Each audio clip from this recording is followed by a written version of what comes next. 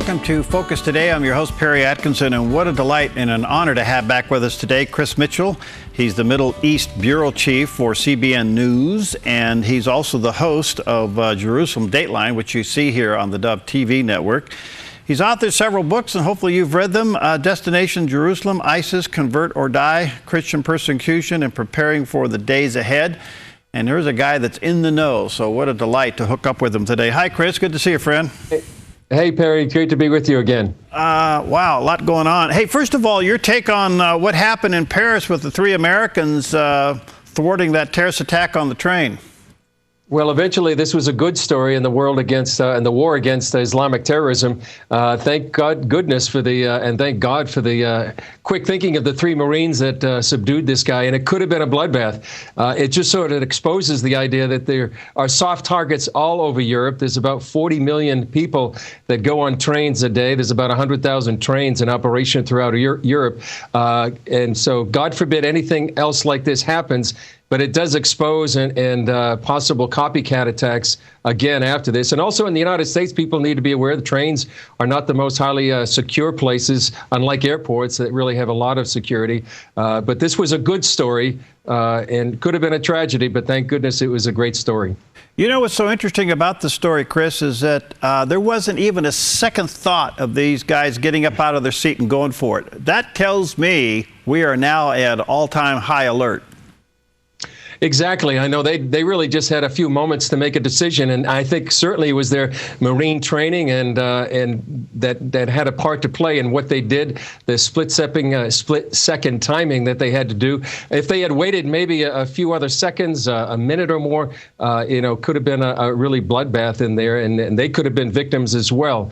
But I think that was just a good story. The bravery of these three Marines prevented what could have been a huge mega terror attack. Chris, do we know anything about the gunman? Is there any Islamic connection? Well, it does seem to be. He's Moroccan-born. He lived in Spain. He lived in Belgium for a time. He lived in France. Apparently, he also went to Syria as well, and remains to be seen exactly what kind of either training or influence he had there. And it just opens up actually the hundreds and actually thousands of jihadis that have been influenced by ISIS, their propaganda, either online or actually being there in ISIS-controlled territory, or maybe al-Nusra or al-Qaeda. Any of these groups could have influenced somebody like him. And with an AK-47 and 300 rounds of ammunition, he could have done a lot of damage. So what's the response in your part of the world that you're covering over there? Did this story get out? Were people aware of what happened here and what that may mean? Very much so. I think a lot of people were following it over here. It was on the European news as well. I get to follow France 24 network sometime. That certainly was a major story there.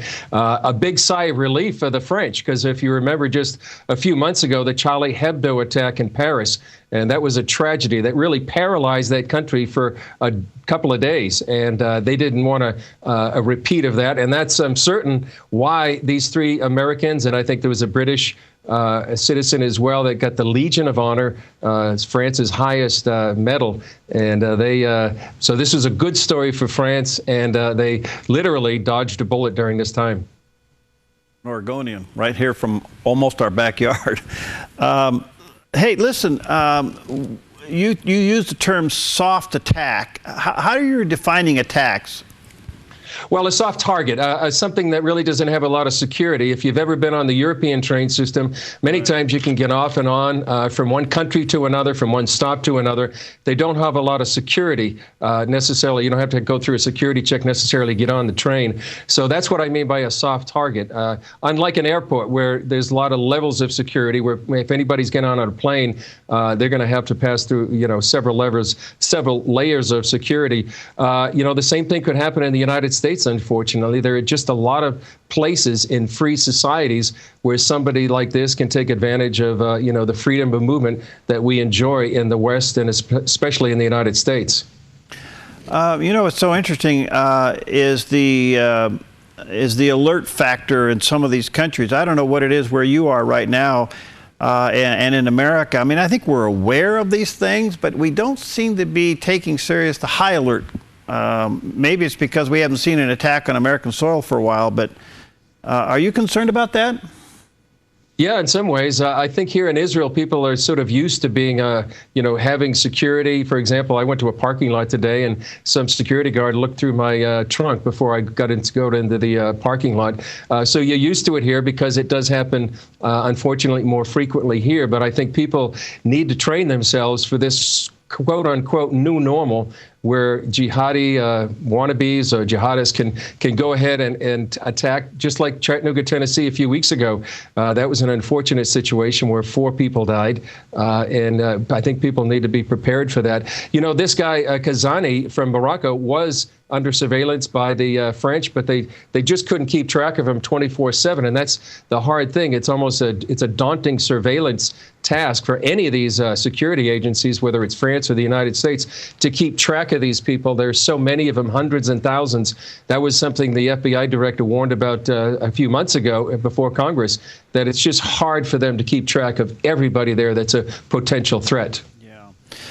Hey, let me switch your attention a little bit back to the Iran deal that, is still on the table. Congress hasn't come back from their summer vacation yet to really deal with it. But we are hearing of some key senators now, Democratic senators, stepping away from the president on this deal.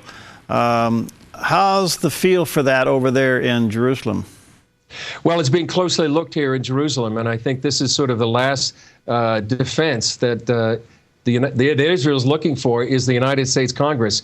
The UN Security Council has already passed a resolution favoring this agreement. The Europeans seem to have on board right now. Britain just opens its embassy in Tehran just a couple of days ago. Many businesses from Germany, France, Spain are on their way to Iran to set up business. So perhaps the United States Congress is the last remaining body that can actually reject this deal. And it could have some impact if it happens. The U.S. sanctions are by far the toughest, and so it would be somewhat significant that if the United States Congress goes ahead and rejects this deal. I know Menendez from New Jersey and Schumer from New York have come out against this. It looks like there's going to have to be more Democratic senators that are going to have to come out against this if they're going to override a presidential veto. And just to add, Perry, we just last week, at the end of last week, what's called the secret agreement between the IAEA and Iran came out, and it had to do with a place called Parchin, which is a military site where it's suspected that Iran is developing a nuclear trigger for an atomic bomb. It's a very serious and dangerous possible military site. And the IAEA is agreed that Iran is going to go ahead and examine it on its own to provide photos, videos, and environmental samples. And nobody from the IAEA is going to be there in person. Iran is basically going to be self-inspecting itself, and that's a very dangerous development. You know, what's so interesting about that, Chris, is that it's just ridiculous. The second deal is just ridiculous. I can't even believe that this is seeing the light of day. And wouldn't it be somewhat, isn't this treason that the president would have a side deal away from the approval of Congress? It seems very disconcerting. Perhaps some people would say it's treasonous. But why would a representative, and I know this has been asked by some representatives, why should they be able to vote on something they can't even see? Certainly the other agreement, this called Joint Comprehensive Plan of Action, is public. But why should they agree to secret agreements? And I think in the legislation that they have to vote on, it was agreed that any sort of deals would have to be made public, and so that the congressmen and the senators would have to know what they're voting on. And so this is very disconcerting. And just to add to that, Perry, just some of the agreements in the Joint Comprehensive Plan of Action, one of them stipulates, and I think this is very telling, that it envisage, and that's the word they use, that the P5+1 and Iran would see a day when the P5+1, the United States and the 6 world powers, would actually protect Iran's nuclear facilities, and it goes on to say, against sabotage. Now, sabotage is something that Israel's been accused of for years, that they have been trying to thwart Iran's nuclear facilities. And so it seems like a setup where the United States and these other world powers would be favoring Iran, protecting their nuclear sites, and actually coming against a nation like Israel. All right, let me take a break here. When we come back, I have some more questions about this deal and what's happening there in Iran. So we'll be right back here in just a moment with Chris Matthews. By the way, DestinationJerusalemBook.com is where you can go to get his website and get all his information. That's Destination Jerusalem. Is there a dot? No, all right, destinationjerusalembook.com. We'll be right back with Chris Mitchell in just a minute.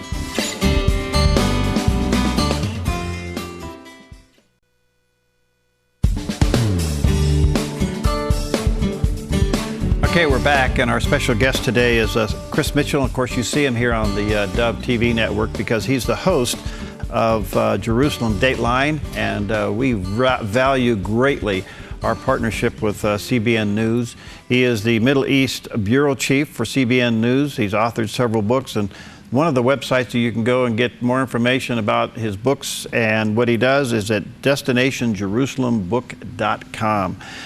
Chris, a couple of things here. I was reading on a couple of the websites this morning, and there seems to be a little bit of a parallel here. And the suggestion is this, that Iran already has the bomb. In other words, it might be in missile form, may not be the big one, but they now have in possession the capability of sending a missile with nuclear devices. What's the response there in Jerusalem or in Israel over all this?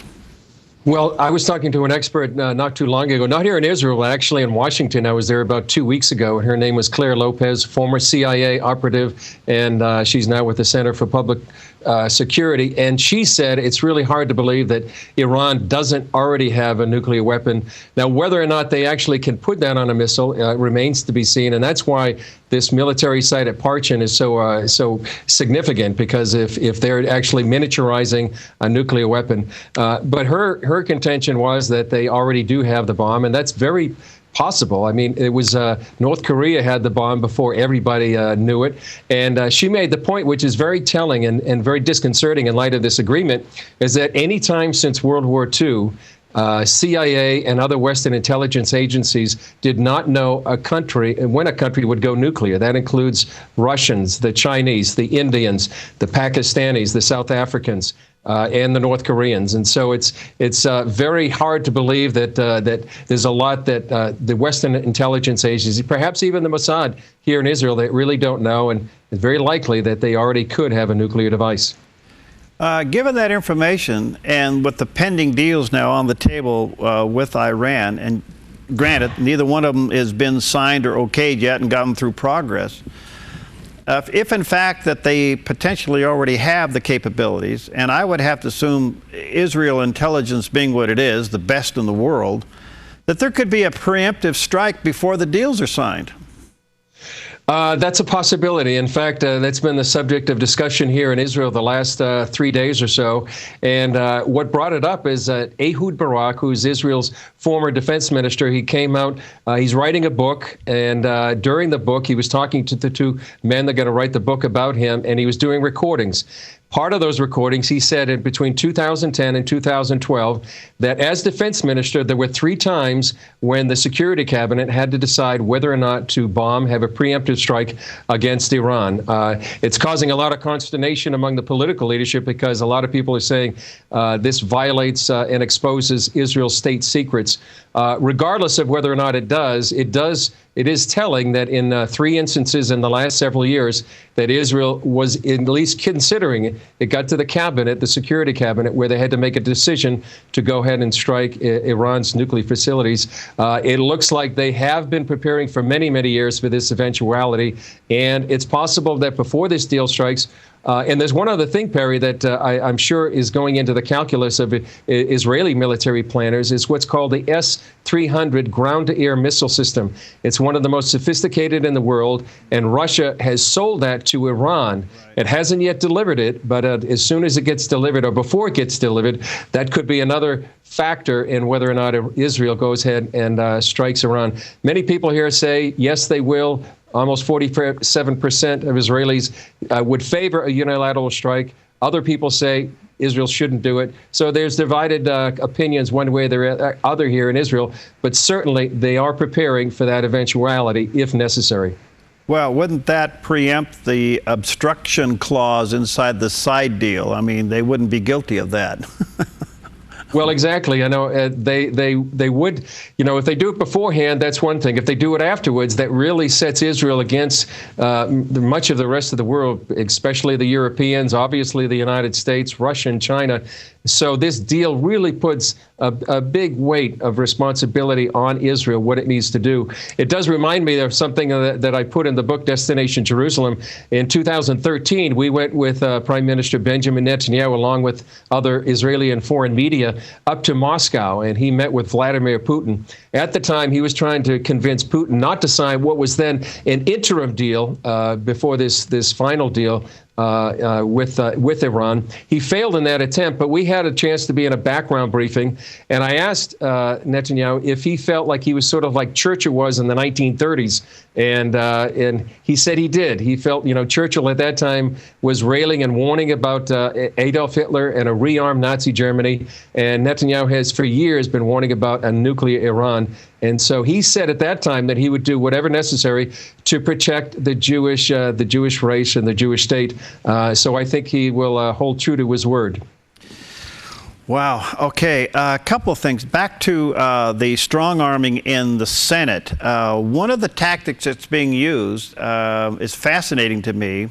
Is this. They're saying that the odds of being wrong on this deal are far outweigh the odds of being right on this deal. Therefore, do you want this to be a part of your political legacy, that you voted for something that's bound to fail?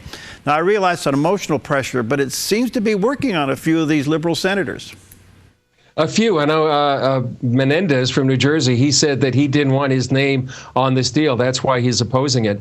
And I would think that any other congressman and woman or senator really needs to take this very seriously. I know Chuck Schumer from New York said that it was a matter of principle that he had to oppose this deal because he felt there were so many flaws in the deal itself. And hopefully many of the other people that are going to be voting on this will take this as a matter of principle. And I would add, Perry, because of all these instances, the terror attack in France, the deal with a nuclear Iran, obviously the shaking going on in the economic system right now, such a time to be praying for the peace of Jerusalem, for the country, the future of the United States of America, and the world for that matter. It seems like we're going through a real big shaking right now.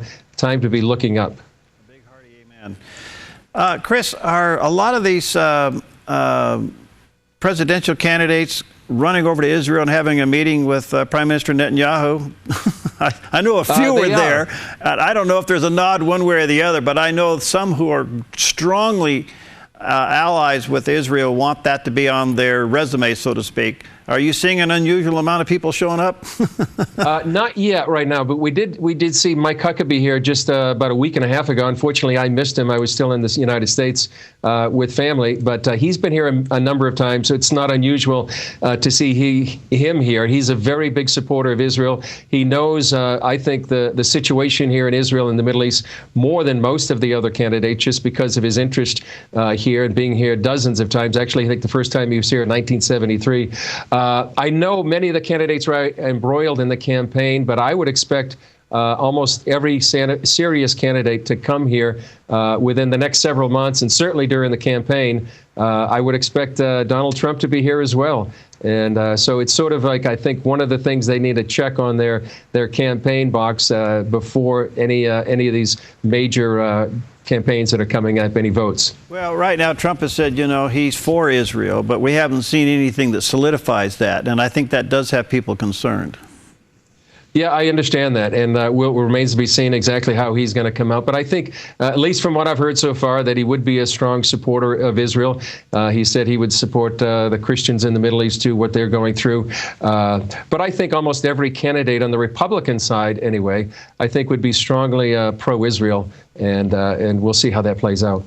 All right, let me step into a realm that I'm not comfortable with, and that is, there's a lot going on, talks about the September dates and blood moons, and now with all of these other things that are going on with the potential preemptive strike. Any correlation in your thinking?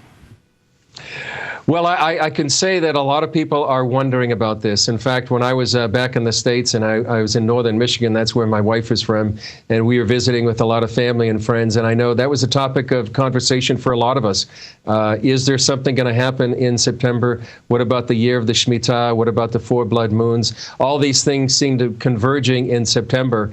I would say that it does seem very interesting that these shaking going on in the stock market and the markets around the world and the economies like China is happening almost on time for some of the people like Jonathan Cahn. I know he's probably one of the most well-known, who's written the book called The Harbinger, and obviously the mystery of the Shemitah. So it's very interesting. I think people need to be watching and praying about what's happening. Some people may disagree, some people may agree, but I think we need to be watching what's happening in the world. We need to be spending time in prayer, and we need to be watching the signs of the times, because Jesus did say there would be birth pangs, there would be shakings, earthquakes, and there seems to be financial earthquakes going on right now. And what I write in the book, Destination Jerusalem, is that because of what's happening, because of terror attacks that are happening on a train on its way to Paris, or what's happening in Chattanooga, Tennessee, we really do. One of the things we need to be doing is watching and praying. We need to be drawing close to the Lord, drawing close to our families, to our churches, and we need to be looking up. And so I think that's, regardless if you agree or disagree with all the things that are happening, it's time to be watching the signs of the time and be preparing. There could be dangerous and dark days. I think 2 authors describe perhaps the days we're going into. Charles Dickens, he said it was the best of times, the worst of times. Isaiah said, "Arise, shine, for your light has come, and the glory of the Lord has risen upon you, and deep darkness the people." So I think we're going to see great light, great darkness. It's a time to be heading to the light, hiding ourselves necessarily with the Lord, with Jesus. Amen. On the Jewish calendar, what is significant in September? Is it the Feast of the Trumpets? What is it?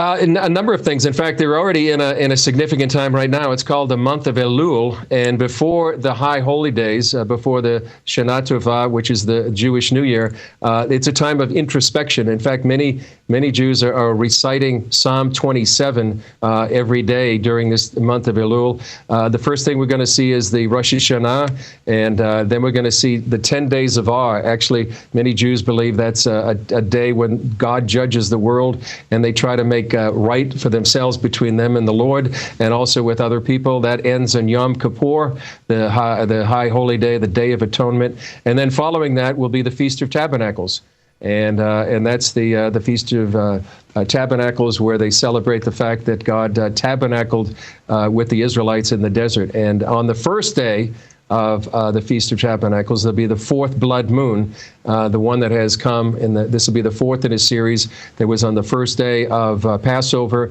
in 2014, and then the Feast of Tabernacles in 2014, again in 2015 in Passover, and now the 4th one.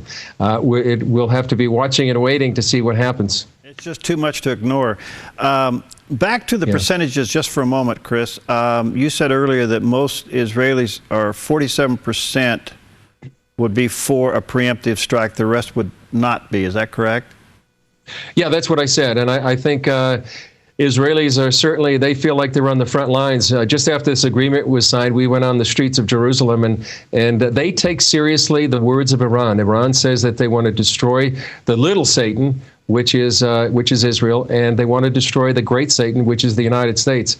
It's somewhat disconcerting, ironic, however you want to describe it, that the United States would be sitting down at the table with a country that is calling for its destruction in the streets of Tehran. And they haven't seemed to curb their rhetoric, even just in the last few days, whether it's the Ayatollah or other proxies. Hassan Nasrallah from Hezbollah, which is an Iranian-backed group, he called for the destruction of Israel. They just released a video the other day where an Islamic Iranian army was going to invade Jerusalem. So people here in Israel, they take Iran's words seriously and preparing. All right. Where I was going with that, and my last question is, what is the feel among just Israelis about the proposed planned deal between the United States and Iran? What are those percentages?